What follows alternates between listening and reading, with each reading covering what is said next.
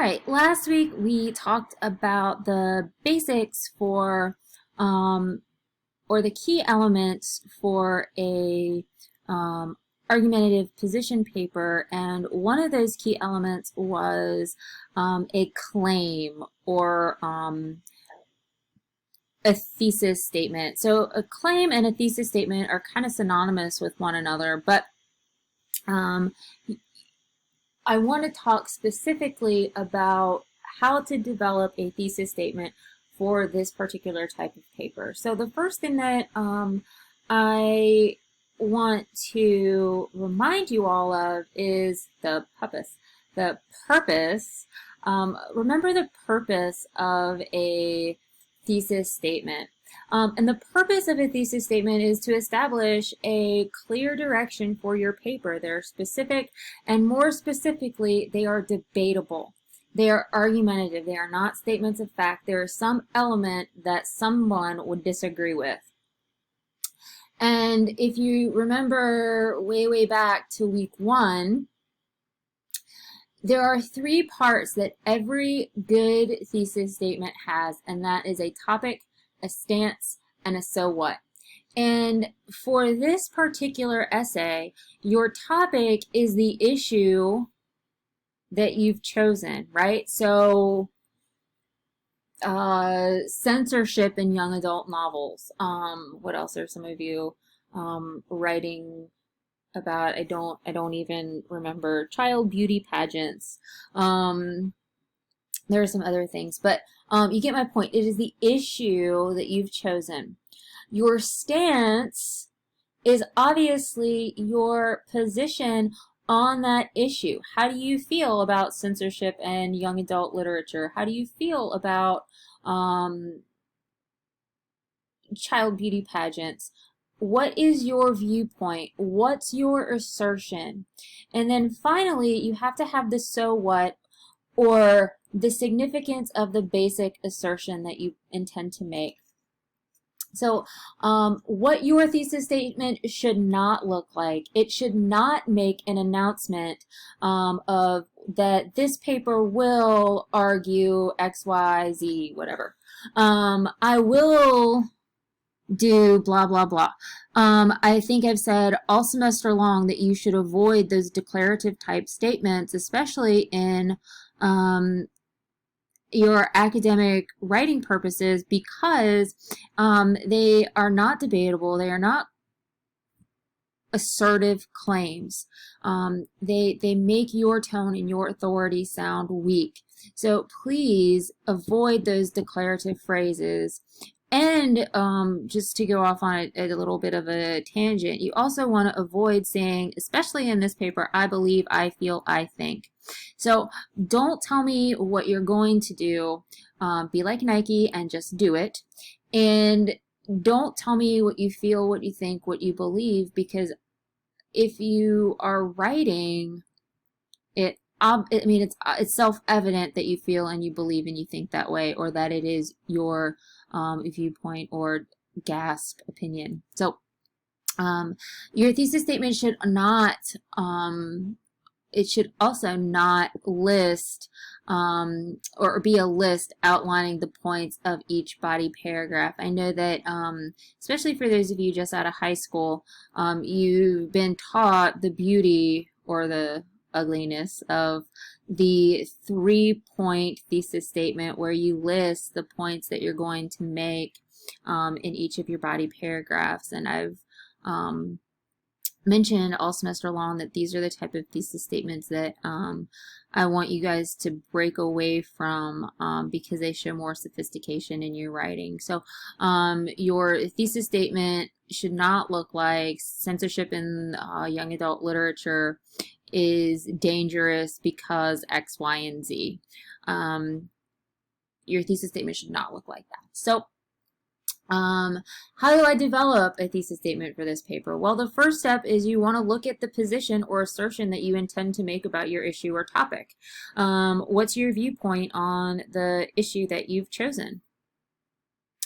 The second step is to look at so what? Why does it matter? What's at stake?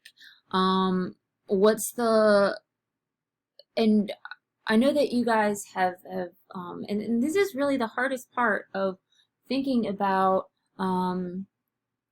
your thesis statement. And you may want to save that so what and kind of plug it in at the end, because you're going to write your way into some sort of conclusion about that issue. So developing the so what, you really want to ask yourself, what's the significance of your claim? Why does it matter? Why should I care? Especially in some instances, like with uh,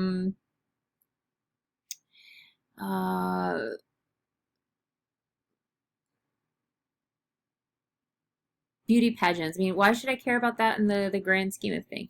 And or censorship. Why should I care about censorship? So what's the significance of your claim? Why should your reader care? And then you also want to think about the implications of your argument beyond the points that you make in this paper. And what I mean by that is provide a reader with an understanding of why your argument is important in the broader context, or how it applies to a larger concept. So if you think back to week 1, when I asked you guys to read that article, #ShameOnYou by Kathleen Fitzpatrick, she spent a majority of the article talking about Twitter and tweeting, and the way it doesn't lend itself to thoughtful, critical debate. And part of what her larger implication, or understanding that outside the context of social media and how it applies to a larger concept, is that really the way we communicate is changing. And that affects how we talk to each other offline. It also affects our ability to accept and receive or even give constructive criticism. We become a society, well, that says, well, if you don't agree with what I say, you can delete yourself, right? So that's not good for the real world, and really kind of finding a way to work with other people and to respect. You don't have to agree with what people say, but you can certainly respect their right to have their own views. So anyways, that's a little bit of a tangent. So develop the so what. Ask yourself critically, what are the implications of my argument?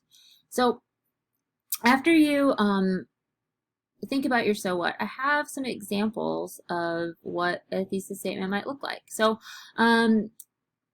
because of the dangers associated with Black Friday, retailers need to stop offering extreme deals on Black Friday and close their doors instead. So okay, my topic is the dangers and Black Friday. And what am I saying about that? Well, I'm saying that retailers should close their doors and not participate in the madness that is the Friday and now the Thursday of Thanksgiving. So what's missing here? What's missing here is my so what. Why does that matter? Why should I care? I don't shop on Black Friday. No one in my family shops on Black Friday. Like, why should I care? And why should I take a vested interest in what this person is saying? What's at stake? What's the larger message? Well, I think that, let's think about this. Well, Black Friday, people have to work in shops, right? And it takes them away from their family. It also kind of what it happens around Thanksgiving time, and what's the purpose of Thanksgiving? It's to be thankful for what we have and to be around the people that we care about. And I think, the larger implication of that, is that by closing their doors, it would really allow us as a society to focus on immaterial wealth, because what do we do on Black Friday? We spend money, we consume things that, anyways, uh, immaterial wealth and what we really value. And the entirety of my paper, based on this thesis statement, is going to address the dangers associated with Black Friday. Not only are people, the people get trampled to death, quite literally, but I think there's also a larger danger of us becoming very materialistic and not really think about the things that we do have in our lives that are irreplaceable and can't be bought by this kind of extreme deal. So anyways, my paper would address those dangers that are associated and why retailers should close their doors. But each one of my points and in my conclusion is going to ultimately circle back around to this idea about focusing on what is really of value. I hope that makes sense. So again, here's my topic, my stance, and this is my so what. So here is another example. A new generation of students enters college. It is time for higher education to use gaming to appeal to students and make learning more engaging. So here I have my topic is gaming and students, right? And students, yes, and gaming. And what's my stance on that topic? Well, it's time for higher education to use that gaming to appeal to students. So what's missing here? Again, it's so what? Why does that matter? Why should why do we need to appeal to students and make learning more engaging?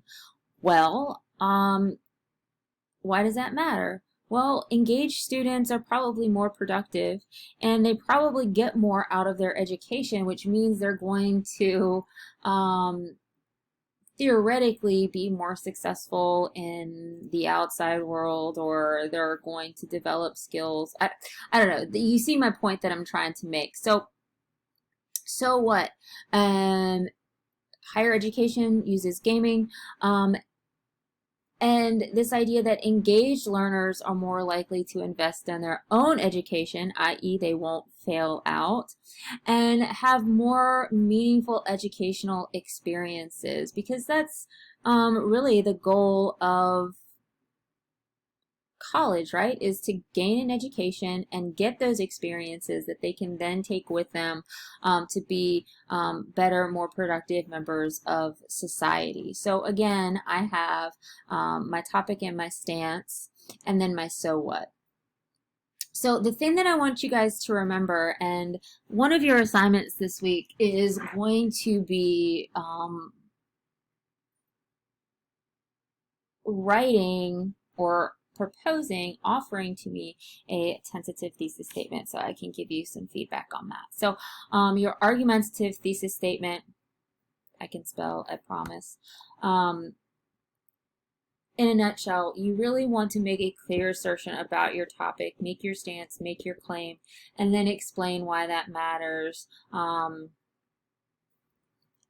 So what in the grand scheme of things? So put those two elements together, and like I said, it may take you until you've written the entirety of your paper to kind of really figure out what that so what is, but you can come back and put that into your thesis statement, because it's easier to rewrite your thesis than it is your whole entire paper. So keep that idea in mind as you're working on your larger argumentative paper.